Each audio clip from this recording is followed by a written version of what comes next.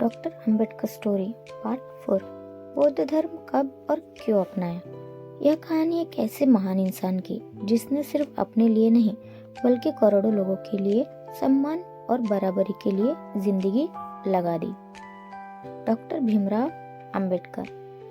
सालों तक समाज में छुआछूत, भेदभाव और अन्याय देखकर बाबा साहब का मन बहुत दुखी रहता था। उन्होंने पढ़ाई की, कानून सीखा, संविधान बनाया, लेकिन एक बात उन्हें हमेशा परेशान करती रही। जब तक समाज की सोच नहीं बदलेगी तब तक दलितों को सच्ची आज़ादी नहीं मिलेगी। डॉक्टर अंबेडकर मानते थे कि इंसान की इज्जत सबसे ऊपर है। वे ऐसे धर्म की तलाश में थे जहाँ समानता, करुणा और इंसानियत हो, जहाँ किसी को ऊंच नीच से न आंका जाए। 1935 में ही डॉक्टर अंबेडकर ने कह दिया था, मैं हिंदू के रूप में पैदा हुआ हूँ लेकिन हिंदू के रूप में मरूंगा नहीं।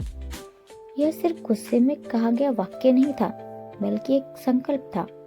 अगले 20 सालों तक उन्होंने अलग अलग धर्मों का अध्ययन किया, इस्लाम, ईसाई, सिख धर्म, लेकिन अंत में उन्हें जो रास्ता सही लगा वह था बौद्ध धर्म का, क्योंकि भगवान बुद्ध ने सिखाया था सभी इंसान बराबर है, किसी से नफरत नहीं, करुणा रखो, अंधविश्वास नहीं, समझो और सत्य पर चलो। यही बातें बाबा साहब को दिल में छू गई। ऐतिहासिक दिन 14 अक्टूबर 1956। दीक्षाभूमि शहर नागपुर। लाखों लोग वहां इकट्ठा हुए थे। हर किसी की आंखों में उम्मीद थी, एक नई जिंदगी की शुरुआत। डॉक्टर अंबेडकर ने सबसे पहले स्वयं बौद्ध धर्म ग्रहण किया, फिर अपनी पत्नी और उसके बाद लाखों अनुयायियों को दीक्षा दी। उन्होंने 22 प्रतिज्ञाएं दिलाई, जिनमें सबसे महत्वपूर्ण था, हम बराबरी में विश्वास करेंगे, हम किसी इंसान को नीचा नहीं समझेंगे, हम बुद्ध के मार्ग पर चलेंगे। उस दिन सिर्फ धर्म परिवर्तन नहीं हुआ था, उस दिन आत्मसम्मान की क्रांति हुई थी।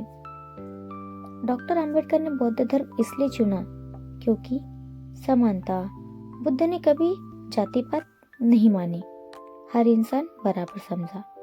तर्क और सत्य, बुद्ध ने अंधविश्वास नहीं किया, सोचने और समझने की शिक्षा दी। करुणा और शांति, नफरत नहीं, प्रेम और दया, वही बुद्ध का संदेश था। आत्मसम्मान, अंबेडकर चाहते थे कि उनके लोग सर उठाकर जिए, बिना डर के, बिना भेदभाव के। उनका आखिरी संदेश था, धर्म परिवर्तन के बाद डॉक्टर अंबेडकर ने कहा, अब मैं नया जन्म लिया हूँ।